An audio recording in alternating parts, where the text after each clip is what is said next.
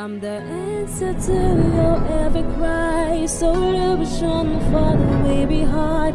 I bring to you good news. Angikubingelele egameni likaJesu kuphi nakuphi lapho ukhona khona. Upholeke nalithuba lelihle lokulalela i-Rhapsody yamaqiniso lebhalwe ngumfundisi Chris Oyakhilome DSC. Lamuhla ngolesihlanu tilishumi enyangeni ya October 2025 kanti-ke umfundisi Chris usifundisa ngesihloko lesithi kumemedela bukhosi baJesu.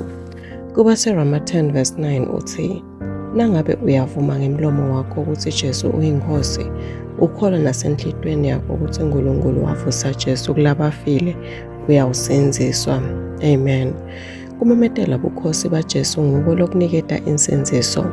Kukhona labo labakholwa enhlitweni tabo ukuthi Jesu wafa nokuthi uNkulunkulu wamvusa kulabafile, kepha abakaze bakhulume baphumisele ubukhosi bakhe empilweni tabo.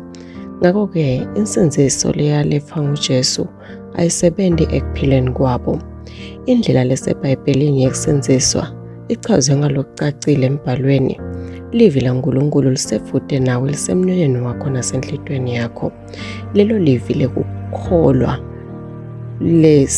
lishumayelako. Nangabe uyavuma ngemlomo wakho ukuthi Jesu uyinkosi, ukholwa nasenhlitweni yakho ukuthi uNkulunkulu wavusa Jesu kulabafile, uyawusenziswa.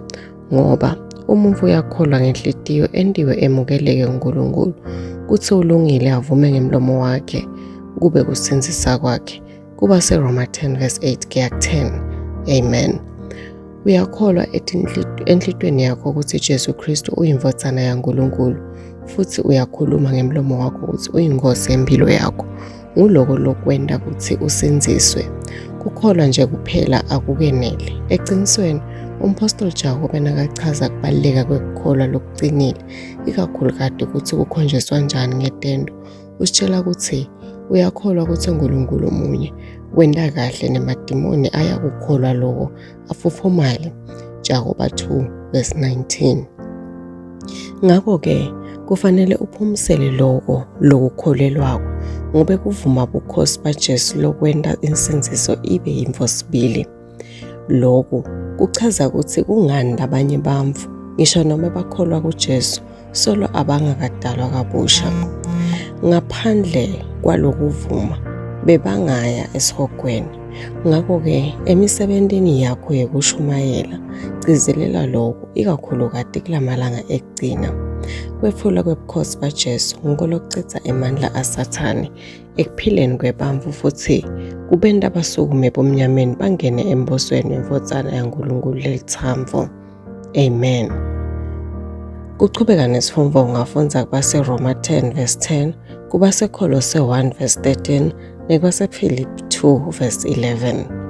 Kulesikhathi sanyalo ndacela sisho nawo umthandazo odawusho emva kwami uthi, babe lothandzekako, ngiyabonga ngemandla elivi lakho kanye nekwembula kwensinziso ngemandla aJesu Kristu. Jesu uyinkosi yempilo yami, futhi ngisembusweni wakhe lonemandla, lapho ngibusa khona ngekulunga nangekuncoba kuze kube phakade, egameni likaJesu Kristu. Amen. Ngiyathemba ukuthi uyijabulele kakhulu i-Rhapsody yethu yalomuhla. Amen.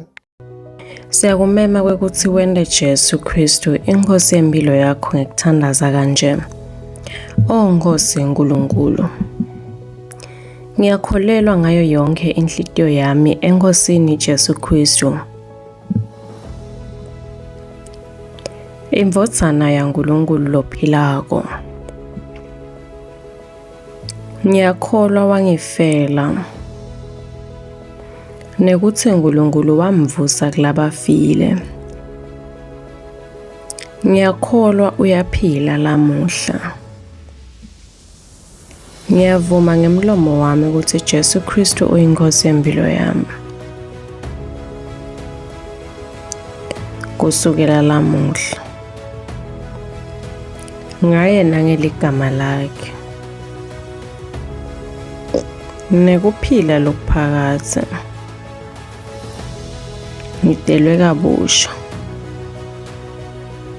Ngiyabonga Nkosi ngekusindisa impilo yami. Nyalo sengumfana waNkulunkulu. Haleluya. Siyakubongela Nyalo sewumfana waNkulunkulu.